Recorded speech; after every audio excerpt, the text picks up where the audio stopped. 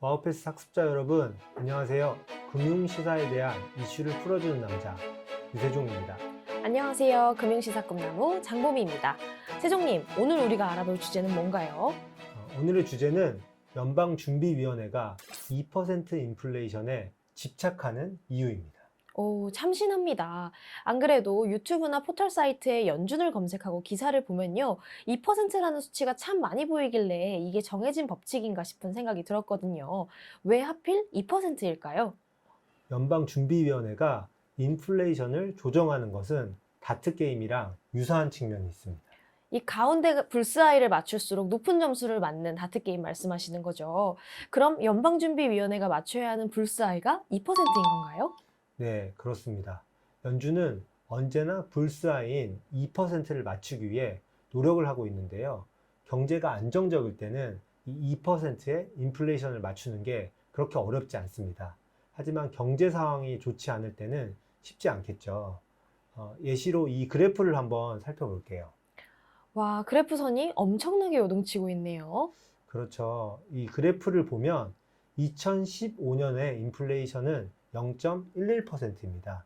그리고 2016년에 인플레이션은 4.69%입니다. 이러한 수치는 인플레이션인 목표인 2%와 굉장히 큰 차이가 있는 수치입니다.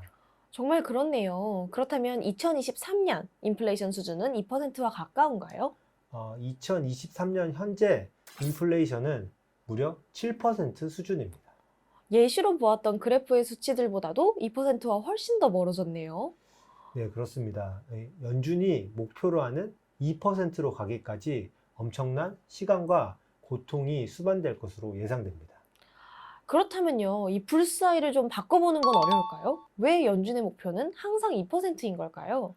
사실 그런 주장을 하는 경제학자들도 많은데요. 이 2% 인플레이션에 대한 과학적인 근거는 사실 없습니다. 그렇다면 2% 인플레이션이 불문율이 되어버린 건 언제부터인가요? 2% 인플레이션 목표의 기원은 1980년대 뉴질랜드 중앙은행입니다. 1980년대 뉴질랜드는 인플레이션을 통제하는 데 큰 어려움을 겪었습니다.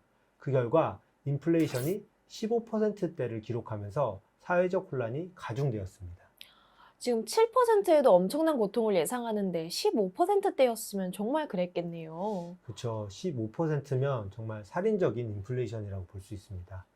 그래서 뉴질랜드 중앙은행은 처음으로 인플레이션 목표를 0%에서 2% 사이로 설정하고 대중에게 적극적으로 목표를 알렸습니다. 지금이야 이런 커뮤니케이션이 굉장히 흔하지만 1980년대 전까지 중앙은행이 대중에게 통화정책 실행안을 발표하는 것은 일반적인 일이 아니었습니다. 이 일반적이지 않은 일을 굳이 시작한 데는 이유가 있을 것 같은데요. 뉴질랜드 중앙은행은 어떤 의도를 가지고 대중에게 목표를 알린 건가요? 뉴질랜드 중앙은행이 생각한 전략은 앵커링이라는 전략이었습니다. 앵커링이 뭔가요? 이 앵커링은 행동경제학 용어인데요. 예를 들어 우리가 동대문에서 운동화를 살 때 처음 제시한 가격이 5만 원이면 구매 가격도 5만 원에서 크게 벗어나지 않습니다. 이렇게 협상 테이블에서 처음 언급된 조건에 얽매여서 크게 벗어나지 못하는 효과를 앵커링이라고 합니다. 아, 그러니까 이 뉴질랜드 중앙은행은 대중들에게 2% 인플레이션이라는 목표를 아주 귀에 못이 박히도록 말해주면서 인플레이션을 잡으려고 한 거네요. 네, 맞습니다. 뉴질랜드 중앙은행은 소비자와 기업에게 2%라는 목표를 각인시킴으로써 일관성 있고 예상 가능한 통화 정책을 실행할 수 있었고요. 그 결과 효과적으로 인플레이션을 통제할 수 있었습니다. 음, 이 좋은 사례가 있으면 따라하는 은행이 자연스럽게 늘어났겠죠? 그렇죠. 그때 이후로 굉장히 많은 나라들이 이 뉴질랜드를 벤치마킹하기 시작했는데요. 뉴질랜드 중앙은행이 2% 인플레이션 목표치를 제시하는 물가 안정 목표제를 도입한 이후부터 중앙은행들이 물가 목표를 세우기 시작했습니다. 미국의 연방준비위원회가 2%의 인플레이션을 목표로 정한 것은 비교적 최근의 일인데요. 2012년 연준의 의장이었던 벤 버냉키가 2%의 인플레이션을 목표로 발표한 것이 그 기원으로 볼 수 있습니다. 음, 이유를 들으니까 왜 시작되었는지 납득이 가긴 하는데요. 사실 뉴질랜드 중앙은행의 예시를 생각해 본다면요. 이 방점이 2%라는 수치에 있다기보다는 자신들의 명확한 목표를 설정하고 그걸 각인시켰다는 게 더 중요한 공략이었던 것 같거든요. 그런데도 불구하고 이렇게까지 그 2%라고 하는 수치에 집착하는 이유는 뭘까요? 그 이유는 이 2%라는 숫자가 너무 높지도 낮지도 않은 숫자이기 때문입니다. 그럼 너무 높지도 낮지도 않은 수치라는 건 어떻게 파악할 수 있는 건가요? 경제가 2% 수준의 인플레이션을 기록하면 사람들은 물가에 크게 신경을 쓰지 않고 경제 활동을 할 수 있습니다. 낮은 인플레이션이 안정적으로 유지되어야 경제 활동에 대한 건전한 결정을 내릴 수 있기 때문에 경제가 효율적으로 작동하는 수준의 인플레이션을 2%로 보는 거죠. 그렇군요. 그럼 2%보다 낮아지면 어떤 일이 벌어지나요? 전반적으로 가격이 떨어지는 걸 디플레이션이라고 하죠. 디플레이션은 임금 하락과 실업률 상승으로 이어지기 때문에 중앙은행이 가장 경계해야 되는 현상입니다. 1929년 미국 대공황, 2008년 세계 금융위기 때 디플레이션의 매운맛을 우리 모두가 봤습니다.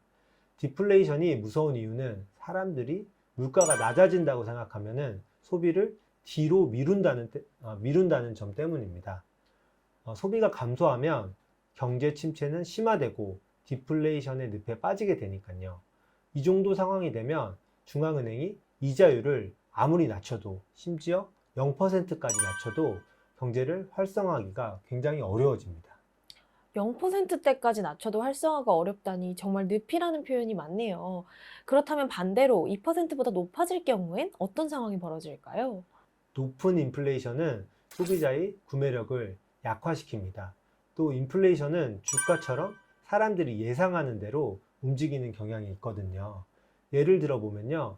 1년 안에 물가가 올라간다고 사람들이 예상할 때 노동자는 더 높은 임금을 요구하겠죠. 기업과 사업자들도 사업에서 이익을 내기 위해 가격을 올리게 되고요. 와, 정말 듣고 보니 너무 낮아도 높아도 문제인 게 인플레이션이라 적당하다고 판단되는 수치에 집착하게 될 것 같아요. 네, 맞습니다. 이런 이유로 2012년 이후 연준은 인플레이션 2%를 목표로 설정하고 통화 정책을 추진하고 있는데요. 일부 경제학자들은 이 2%라는 수치가 너무 낮아서 경제 성장률을 저해한다고 주장하기도 합니다. 특히 제이슨 퍼먼과 스티글리츠를 포함한 저명한 경제학자들은 2%의 인플레이션을 목표로 한 긴축적 통화 정책이 실물 경제에 큰 부담이 될 수 있다는 우려를 표명하고 있습니다. 참 어렵네요. 이 2%를 주장하는 마음도 모르는 건 아니지만 현실과 목표의 괴리가 너무 크면 그 과정에서도 너무 많은 고통이 따르는 게 사실이니까요. 그렇죠. 지금처럼 2023년 현재 인플레이션 수치가 7%라면 목표 수치인 2%로 가기까지 너무 큰 고통을 감내해야 됩니다.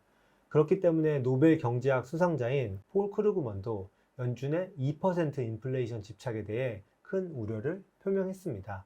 2022년 11월 폴 크루그먼은 연준의 고강도 긴축 정책으로 시장 곳곳에서 침체 징후가 나타나고 있다면서 인플레이션이 진정되고 있는 만큼 금리 인상을 중단해야 된다고 밝혔습니다. 얘기 들어보니까요, 이 연방준비위원회가 수치를 결정하는 게 정말 온수와 냉수 사이에 살짝 있는 적당한 온도를 찾는 일처럼 쉽지 않다는 생각이 듭니다.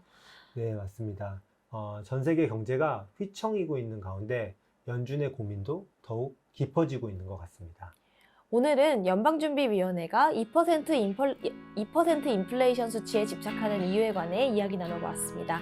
도움이 되셨다면 많은 관심 부탁드리겠습니다. 네, 지금까지 시사를 알려주는 남자 이세종 꿈은 꿈나무 장봄이었습니다.